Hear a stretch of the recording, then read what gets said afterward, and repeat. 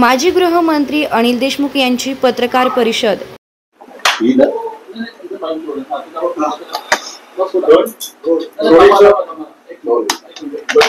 आंदोलनाचा 5वा दिवस आहे, तुम्ही भेट द्यायला जाताय तिथे, कशा प्रकारे बघता एकंदरीत मागच्या 4 दिवसांच्या सरकारच्या भूमिकेकडे? असं आहे की माजी आमदार माजी मंत्री बच्चू कडू हे गेल्या 5 दिवसापासून तिथे आंदोलनाला बसले आहेत आणि त्यांच्या ज्या मागण्या आहेत त्या शेतकरी, शेतमजूर, दिव्यांग व इतर त्यांच्या मागण्या आहेत आणि त्यांच्या मागण्याला पाठिंबा द्यासाठी राष्ट्रवादी काँग्रेस पक्षातर्फे आम्ही तिथे जात आहोत। त्याचं महत्वाचं कारण असं की आपल्याला माहित आहे की जेव्हा विधानसभेच्या निवडणुका होत्या 6-7 महिन्यापूर्वी, त्या विधानसभेच्या निवडणुकीच्या प्रचारामध्ये माननीय देवेंद्र फडणवीस हे सातत्याने प्रत्येक उमेदवाराच्या प्रचाराच्या सभेमध्ये, भाषणामध्ये सांगत होते की आमचं सरकार आल्यानंतर आम्ही शेतकऱ्यांचा 7/12 कोरा करू, 7/12 कोरा करू, 7/12 कोरा करू। आता शेतकरी आणि सर्व आम्ही लोक विचारतो आहे की आता सरकार येऊन 7 महिने झाले, देवेंद्र फडणवीसच महाराष्ट्राचे मुख्यमंत्री झालेत, त्यांनीच विधानसभेच्या निवडणुकीमध्ये आश्वासन दिलं होतं। आता त्यांनी दिलेलं आश्वासन त्यांनी लवकरात लवकर पूर्ण करून शेतकऱ्यांना कर्जमाफी द्यावी, ही आमची सातत्यानं मागणी आहे आणि तीच मागणी बच्चू कडू सुद्धा तिथे करतायत। हा, देवेंद्र फडणवीस साहेब समजा मुख्यमंत्री झाले नसते, मंत्रिमंडळात नसते तर मी समजू शकतो, पण ते मुख्यमंत्री आहेत आणि म्हणून आमची विनंती राज्य शासनाला राहील की त्यांनी दिलेलं, स्वतः दिलेलं आश्वासन शेतकऱ्यांची कर्जमाफी करून हे आश्वासन त्यांनी पाळावं आणि त्याचबरोबर या सरकारने बच्चू कडूची बाकी सुद्धा मागण्या आहेत, त्यामध्ये शेतमालाला भाव मिळाला पाहिजे।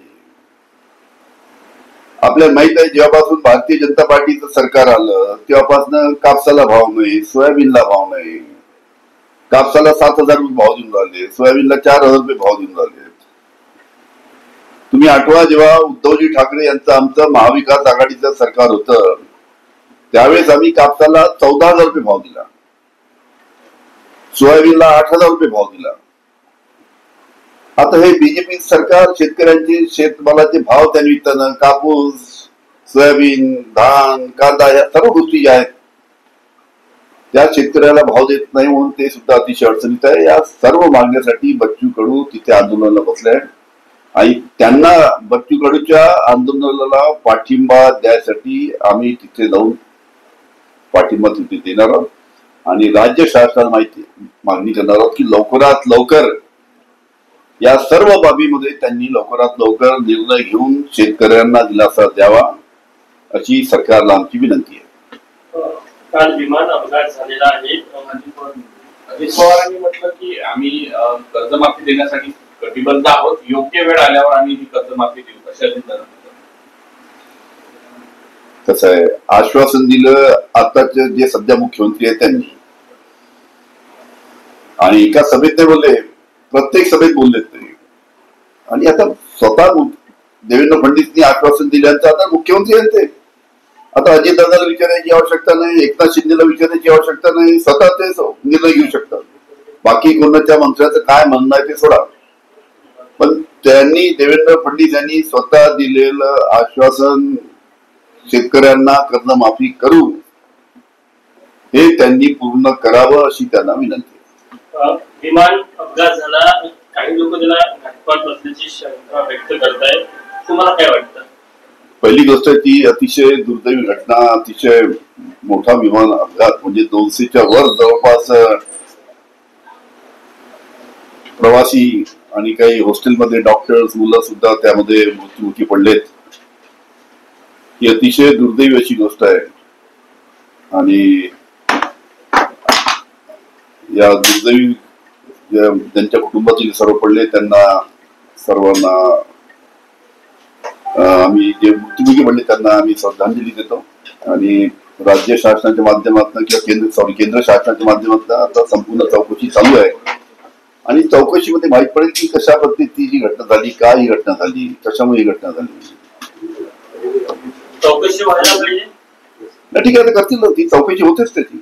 अशी कोणतीही जेव्हा विमान दुर्घटना होते किंवा रेल्वे दुर्घटना होती त्याची केंद्र शासन चौकशी करतेच आणि चौकशीमध्ये माहित पडेल की काय कुठे चूक झाली, काय झालं.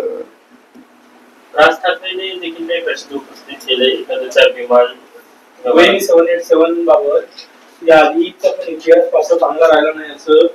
ड्रीम लाईनर जागतिक दर्जाचं विमान ड्रीम लायनर विमान जे आहे जनरली लॉंग पल्ल्यासाठी ते वापरतात आणि एअर इंडियाकडे मोठ्या प्रमाणात ड्रीम लायनर आहेत. त्याच्यामुळे आता ह्या गोष्टी ज्या आहेत ते जे टेक्निकल लोक आहेत ज्यांना याचं ज्ञान आहे ते व्यवस्थित याचं उत्तर देऊ शकतील. काँग्रेसने नागपूर महानगरपालिकेसाठी 151 जागेची तयारी केलेली आहे. त्यांचं असं म्हणणं आहे की आमची स्वबळाची तयारी आहे. हिने पक्षश्रेष्ठी घेतली असते तरी कार्यकर्त्यांची तशी भावना आहे. ठीक आहे ना, आता जेमतेम आता सुरुवात झाली आहे. महानगरपालिका, नगरपालिका, जिल्हा परिषदच्या निवडणुकी प्रक्रिया बहुतेक केव्हा लागेल याची सर्व वाट पाहतात.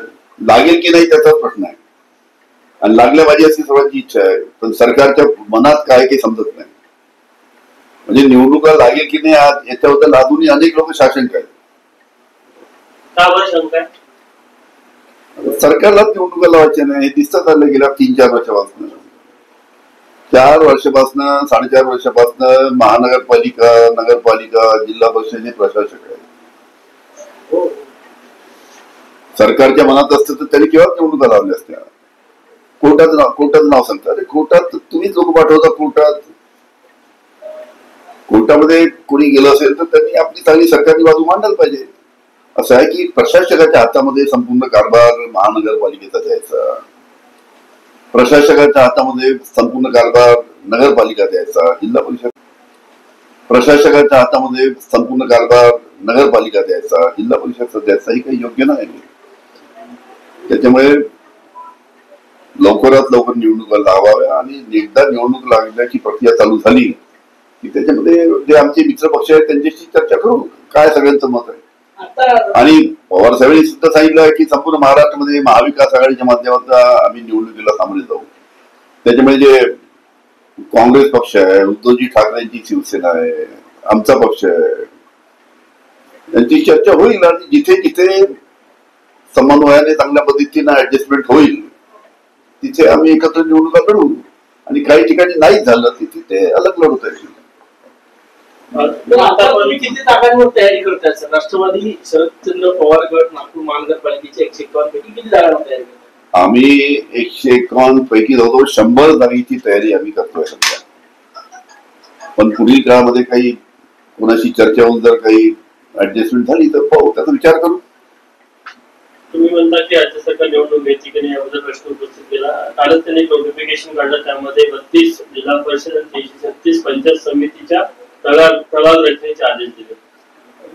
नोटिफिकेशन निघालं. अनेकदा निवडणुका अनेकदा स्थगित होतात. झाल्यानंतर मनात इच्छा पाहिजे तर होतील. मनात इच्छा सरकारच्या नसली तर नाही होणार. प्रदेशाध्यक्ष पदाबाबत रोहित पवार म्हटले की नवीन चेहरा जो आहे त्यांचं फॅमिली बॅकग्राऊंड असं नाही, पक्षात 10-15 वर्ष झाले तर त्याच्याबाबत मी थेट प्रश्न विचारला त्यांनी की नितेश जितेंद्र आव्हाड, राजेश टोपे हे पाहिजे का? ते म्हणते की हे मोठे नेते आहे परंतु असा कार्यकर्ता पाहिजे की यांच्या मार्गदर्शनाखाली काम करेल जो त्याला फॅमिली बॅकग्राऊंड असेल. कसं आहे की जयंतराव पाटील साहेब आमचे पक्षाचे अध्यक्ष गेल्या 7-8 वर्षापासून ते अध्यक्ष आहेत आणि जयंत पाटलांनीच आपली इच्छा साहेबांकडे, पवार साहेबांकडे व्यक्त केली की मी आता अनेक वर्षापासून पक्षाचा अध्यक्ष आहे.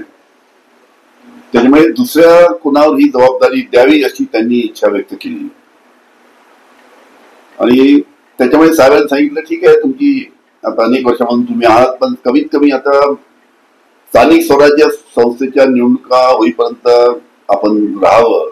त्याच्यामुळे जयंत पाटील आता स्थानिक स्वराज्य संस्थेच्या निवडणुका होईपर्यंत अध्यक्ष राहतील आणि त्याच्यानंतर कोणीतरी नवीन चेहरा माननीय शरद पवार साहेब अध्यक्ष होऊन देतील. हा नवीन चेहरा युवा असावा की ज्येष्ठ नेत्यांपैकी असावा असाही एक प्रश्न आहे. कसं आहे, त्याचा निर्णय आता मान्य शरद पवार साहेब करतील. बोलताना ते बोलले की युवा नेत्यावर जबाबदारी चांगली आहे, युवा नेत्यावर दिली, जी कोणावर जबाबदारी दिली ती योग्यतेने पार पडेल. कारण की पवार साहेब जेव्हा एखाद्यावर जबाबदारी देईल ते संपूर्ण विचार करूनच ती जबाबदारी देणार. शिक्षक घोटाळ्या संदर्भात आपण आरोप केलेला आहे. काटोलमध्ये 2 लोकांच्या संदर्भात आरोप काय नेमका? नाही, अनेक ठिकाणी या शिक्षक घोटाळ्यामध्ये मोठ्या प्रमाणात दलाल लोक आहेत. हे दलाल लोक पकडून घेऊन जात होते डेप्टी डायरेक्टरच्या ऑफिसमध्ये शिक्षण खात्याच्या. आणि या दलाल लोकांना आपण त्यांना चौकशीसाठी बोलावून त्याची चौकशी केली तर सर्व गोष्टी बाहेर येतील. ज्याला नोकरी पाहिजे त्याच्या घरी जाऊन त्याला घेऊन जात होते आणि त्यांच्याकडनं पैसे उकळत होते आणि बनावट कागदपत्र हेच करायचे आणि त्याला नोकरी लावून द्यायची. त्याच्यामुळे माझ्याकडे अनेक डेलिगेशन अनेक तालुक्यातून आलेले आहेत. त्यांनी त्याच्यामध्ये दलालाचे नाव दिले आहेत. आमच्या काटोल मधूनही नाव आले काही दलालाचे.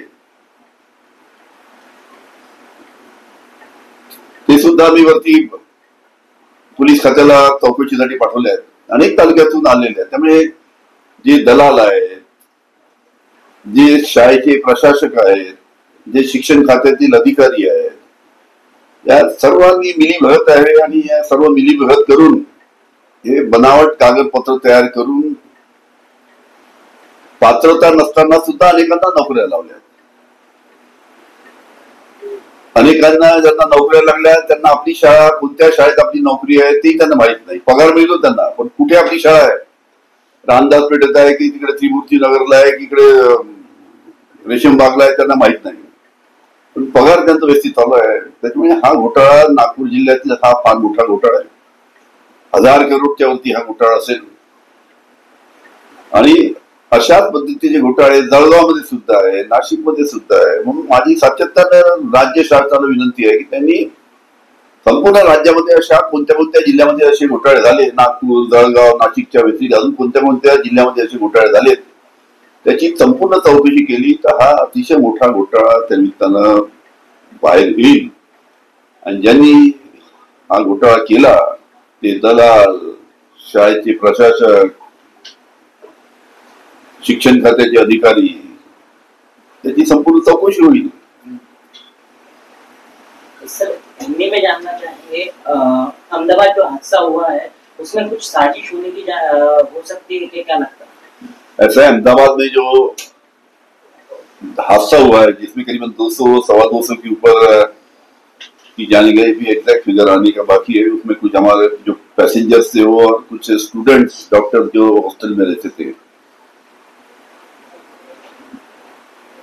और इसमें अभी कोई भी हादसा होता है, या चाहे वो रेलवे का हो या प्लेन का हो, ऐसा हादसा होने के बाद में उसकी पूरी इंक्वायरी होती है.